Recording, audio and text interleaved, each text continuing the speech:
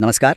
आज हम अहमदाबाद के पास जो एयर इंडिया फ्लाइट 171 का दुखद हादसा हुआ उस पर थोड़ी विस्तार से बात कर रहे हैं। जी, एक बहुत ही गंभीर घटना। हाँ, हमारे पास इस दुर्घटना की जो जांच चल रही है और उसके बाद जो भी डेवलपमेंट्स हुए हैं उस पर कुछ रिपोर्ट्स हैं, कुछ जानकारी है। बिल्कुल। तो हमारा मकसद है कि इस दुखद घटना के जो मुख्य तथ्य हैं, जो जांच चल रही है और उसका क्या असर पड़ा है, उसको थोड़ा समझें। और इसमें वो बात भी है कि 242 लोगों में से सिर्फ एक यात्री का बचना, वो अपने आप में एक असाधारण बात है। बिल्कुल बिल्कुल। चलिए इस पर थोड़ी गहराई से बात करते हैं। जी। तो हुआ ये कि 12 जून 2025 को एयर इंडिया की फ्लाइट AI 171 थी। हाँ, बोइंग 787 ड्रीम लाइनर। जी। Registration VTANB। ये अहमदाबाद हवाई अड्डे से लंदन गेटवे के लिए उड़ी दोपहर में करीब 1:38 बजे। लेकिन मुश्किल से टेक ऑफ हुआ ही था, लगभग 36 सेकंड बाद ही विमान ने अचानक जैसे ऊंचाई खो दी। हाँ, और वो नीचे आने लगा। बिल्कुल। और रनवे से ज्यादा दूर नहीं, करीब 1.5 किलोमीटर दूर ही BJ मेडिकल कॉलेज का एक हॉस्टल ब्लॉक है, उससे टकरा गया। जी, बहुत ही भयावह। नतीजा बहुत दुखद था।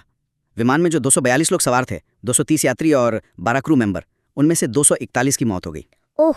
सिर्फ एक यात्री, जिनका नाम विश्वास कुमार रमेश बताया जा रहा है, वो एग्जिट रो के पास बैठे थे, वो किसी तरह मलबे से बच निकलने में कामयाब रहे। ये वाकई चमत्कार जैसा है। और जमीन पर भी नुकसान हुआ, कम से कम 39 लोगों की जान गई और करीब 60 लोग घायल भी हुए उस टक्कर में। हाँ, और जांच के लिहाज से देखें तो ये अहम है कि विमान के दोनों ब्लैक बॉक्स, मतलब फ्लाइट डेटा रिकॉर्डर और कॉकपिट वॉइस रिकॉर्डर, वो मिल गए हैं। अच्छा, ये अच्छी खबर है जांच के लिए। जी, हालांकि एक के बाहरी हिस्से पर थोड़ी गर्मी या शायद टक्कर से क्षति के निशान है, लेकिन वो मिल रहे हैं।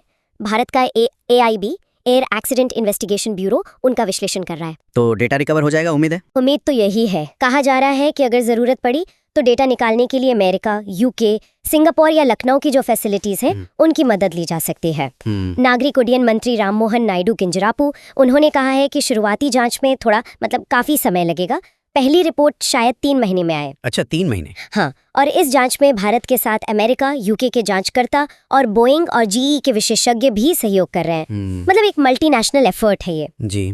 अच्छा, शुरुआती जानकारी ये भी आई थी कि क्रू ने मेडे कॉल की थी, कुछ पावर या थ्रस्ट लॉस की बात कही थी। हाँ, ऐसी रिपोर्ट्स है कि मेडे कॉल में पावर या थ्रस्ट में कमी की सूचना दी गई थी। और एक और बात जो थोड़ी ध्यान खींचती है वो ये कि विमान जब नीचे आ रहा था तब भी उसकी नाक ऊपर की तरफ थी। ये थोड़ा अजीब नहीं लगता? हाँ, ये बिल्कुल जांच का एक अहम बिंदु है। नाक ऊपर होने के बावजूद नीचे आना, ये कई तकनीकी पहलुओं की तरफ इशारा करता है।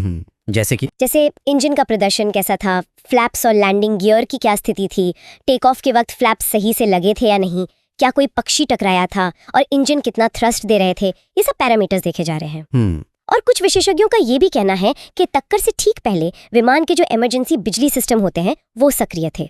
ये इस बात का संकेत हो सकता है कि शायद मुख्य इंजन या हाइड्रोलिक सिस्टम जो कंट्रोल्स को मूव करता है उसमें कोई गंभीर विफलता आई हो। अच्छा। और अगर हम इसे थोड़ा बड़े परिप्रेक्ष्य में देखें तो ये बोइंग 787 ड्रीम लाइनर का पहला ऐसा घातक हादसा है जिसमें पूरा विमान नष्ट हो गया। सच में?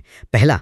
787 तो काफी आधुनिक विमान माना जाता है। जी हाँ, ये पहला हल लॉस फैटल एक्सीडेंट है 787 का। ये इस विमान के सेफ्टी रिकॉर्ड पर एक दुखद निशान है। इस हादसे के बाद फिर अथॉरिटीज ने क्या कदम उठाए? DGCA ने कुछ किया? बिल्कुल। DGCA यानी नागरिक उड्डयन महानिदेशालय ने फौरन एयर इंडिया के जितने भी बोइंग 7878 और 7879 विमान है, सबकी गहन सुरक्षा जांच का आदेश दिया। सभी की? जी हाँ, सभी की। अभी तक रिपोर्ट्स के मुताबिक 33 में से 26 विमानों को जांच के बाद क्लियरेंस मिल चुका है। और एयरलाइन पर भी असर पड़ा होगा? हाँ, एयर इंडिया ने भी सुरक्षा जांच और कुछ हवाई क्षेत्र की दिक्कतों का हवाला देते हुए जुलाई मध्य तक अपनी जो अंतर्राष्ट्रीय वाइड बॉडी उड़ानें हैं उनमें करीब 15% की कमी की है। अच्छा, और क्या DGCA को जांच में सिर्फ विमानों में ही कुछ मिला या एयरलाइन के कामकाज में भी कुछ? नहीं, ये भी एक अहम बात सामने आई। DGCA को एयरलाइन के जो ऑपरेशनल प्रोसीजर्स हैं उनमें भी कुछ कमियां मिली, खास तौर पर क्रू की शेड्यूलिंग और रख रखाव के तरीकों में प्रणालीगत त्रुटियां यानी सिस्टमिक एरर्स पाए